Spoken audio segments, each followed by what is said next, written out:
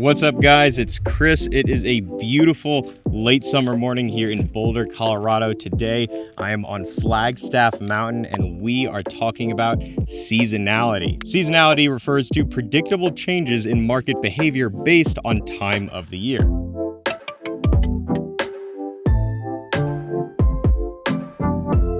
Holidays, tax season, vacation season, the real estate market actually has very specific trends on a monthly basis that you as an investor, home buyer, or home seller can take advantage of. When are the bidding wars? When are sellers most desperate? When are there the most options available? Today, we are covering all of it. In the first half of this video, we'll go through the data so you can learn on a deep level these seasonal trends that affect the local area. And in the second half, I'll discuss how that translates to the best and worst times to buy or sell real estate.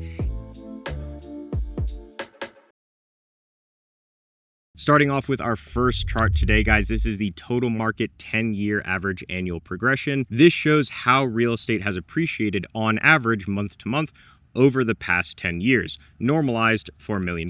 The total market is the entire front range. We will look at Boulder County specifically later, but I want to establish the basis of this trend for the larger regional area. You can see we dip down in January, and then through the first half of the year, we rise pretty hard and then taper off a little bit around May and June, beyond which the market starts to sag, it stays flat or even declines a little bit, and then flattens out by the end of the year. Here, this is the same information, but displayed a little bit differently. This actually shows the percentage changes month to month for every month of the year over the past 10 years. Here you can really see the significance of that seasonal trend, guys, right? You have most of your appreciation happening in just the first half of the year. First, we start off in January. Everyone is still a little hungover from the holidays, from their holiday spend. It's still quite cold out, quite icy. And then we hit February. Often in February, we'll get that first warm weekend. You have the largest spike of appreciation in February when you have a lot of buyers come out, but still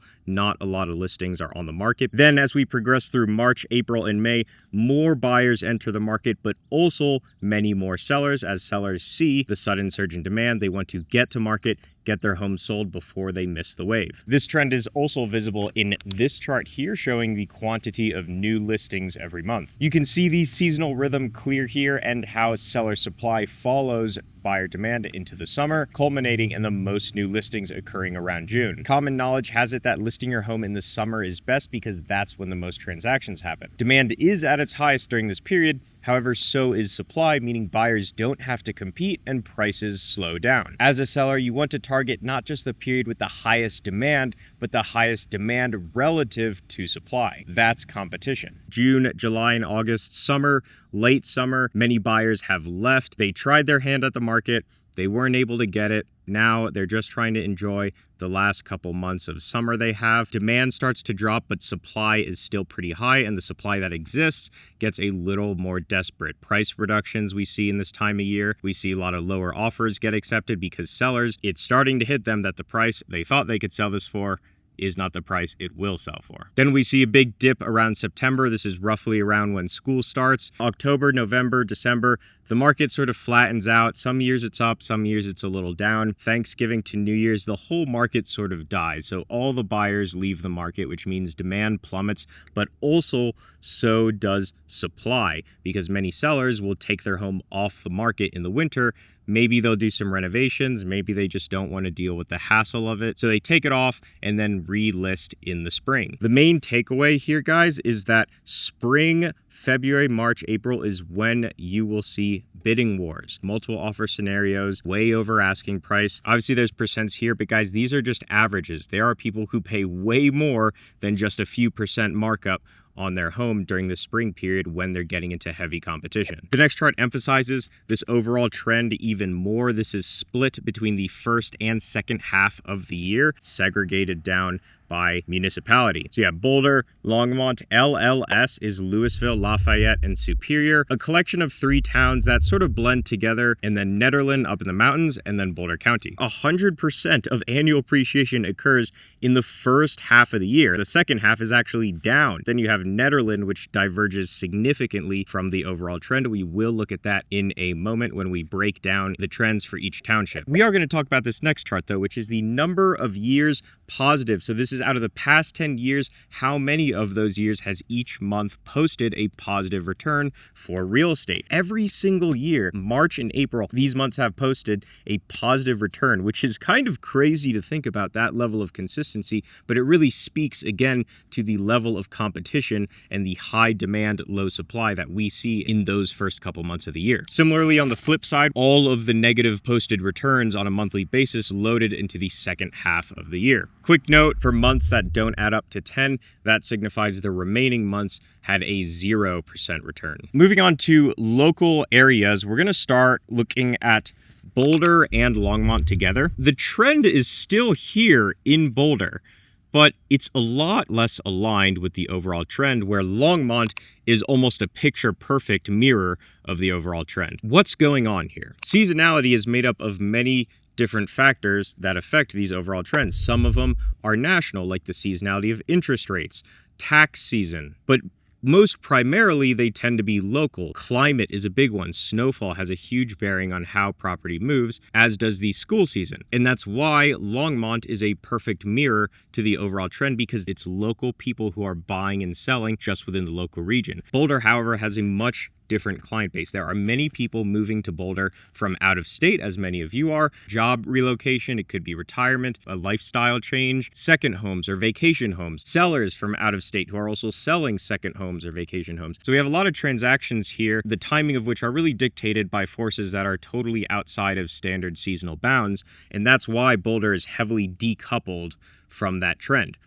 However, that said, I can tell you just from intuitive experience as a broker here, along with this data, we do still every year see consistently in Boulder that normal seasonal rush. Then moving on to LLS, we can see very similar to Longmont, going to be a place where most of the people buying or selling there are locals. And then Nederland is another really interesting example of volatility. Nederland is the only true mountain town on this list. And being up in the mountains, guys, is a really big deal when it comes to climate. Winter can heavily impede access.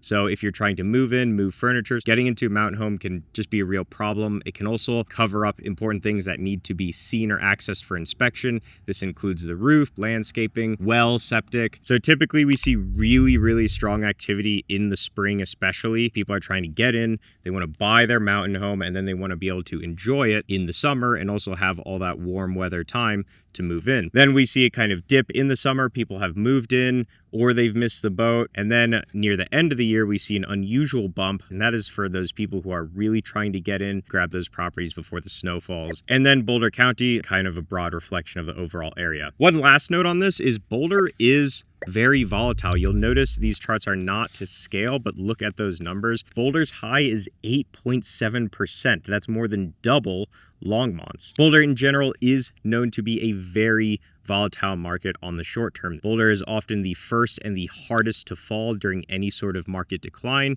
and then it is the fastest and hardest to rise during any sort of upswing. Lastly, this trend is most pronounced in property up to $3 million. Above 3 million, especially above 5. Now we're talking about properties, a much higher proportion of which are bought with cash. They're often second homes or vacation homes, but even when they are primaries, at this level of wealth, timing is often very specific and very individual to the client. While there is still a seasonal rhythm in the greater luxury market, most clearly seen as the most new luxury listings hitting the market in spring, generally the higher the price, the lower the correlation.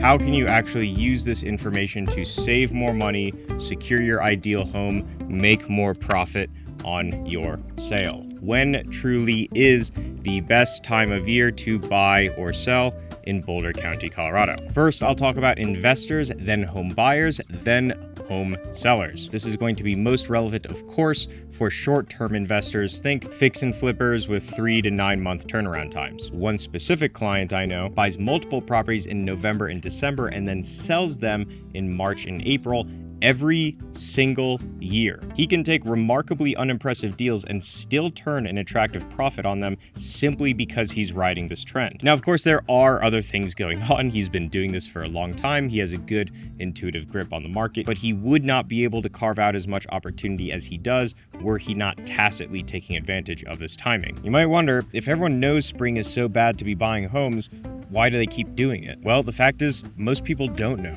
Even the average real estate broker only has some conception of the idea that the market is slower when it's cold and busier when it's warm. This research isn't something most people have. It's not from a title company, it's not from a brokerage, it's not from a third party. This is research that I personally conduct just because I'm interested in this stuff, and I have a background in financial market analysis, and it's helpful for my clients. But the average person has no idea of this trend, the consistency of it, or the specificity of it. Just by watching this video, you guys are putting yourselves way ahead of the crowd. And like most things in life, the real money is not made at the final sexy moment when you put in the offer and file objections, but in the slow, boring preparation work that occurs in the 6 to 12 months ahead. You'll still have to make big decisions at the end, but good preparation and market timing will have you choosing between the greater of two goods as opposed to the lesser of two evils. But what if you're a long-term home buyer who isn't interested in turning just a quick profit? When is the best time, and more importantly, why does this really matter to you? As a buyer, your primary goal is to avoid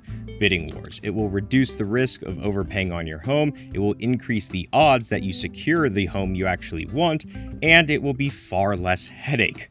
Which matters because life's short. You gotta make it easy when you can. My ultimate recommendation for when to buy is the late summer, June, July, and August. You'll be good any time in the second half of the year, but specifically during these months, a large portion of buyers have departed the market, but there are still many listings left over from the spring, the sellers of which are starting to sweat as they see winter approaching. Thanksgiving to New Year's is another good time where prices dip even further due to buyer withdrawal for the holidays. However, sellers also withdraw during this period, meaning options start to thin out. Additionally, wintertime can pose other risks. Snow and ice can cause access issues, obstruct inspection of the roof, and hide exterior foundation cracks, among other cosmetic signs of damage. That said, remember guys, this area of Colorado and especially Boulder are perennially high demand areas for real estate. A fairly priced, nicely renovated home will go under contract in 2 weeks at any time of the year. For my sellers out there, it is the reverse. The best time to list for sale is anywhere between late January and late March. The exact time within that window will vary from year to year and is a nuanced conversation best had with your broker. My suggestion is to connect with a broker no later than early December, get all your ducks in a row, prepare the home to list, and then stalk the market for that first warm weekend when buyer activity spikes. Remember, buyers wake up first and surge demand. Then sellers follow and fill in supply. As a seller, you want to catch the first warm weekend when this demand spikes to drive the most competition, the most offers on your property. Wait too long and you'll get lost in the sea of new inventory. Now, this is just one of many factors that go into a real estate transaction, guys. Don't ignore it, but also don't over prioritize it. If life puts you in a place where you have to buy in the spring or sell in the winter, at least you have the knowledge to know what to expect going into it. And always consult your broker for more specific guidance. I hope that's helpful, guys and gals. Again, my name is Chris Madaras. If you need a competent broker to help you out, send me an email in the description below. I can help you out, or one of my amazing colleagues at Sotheby's will take care of you. I hope you're having a wonderful day. I'll see you soon.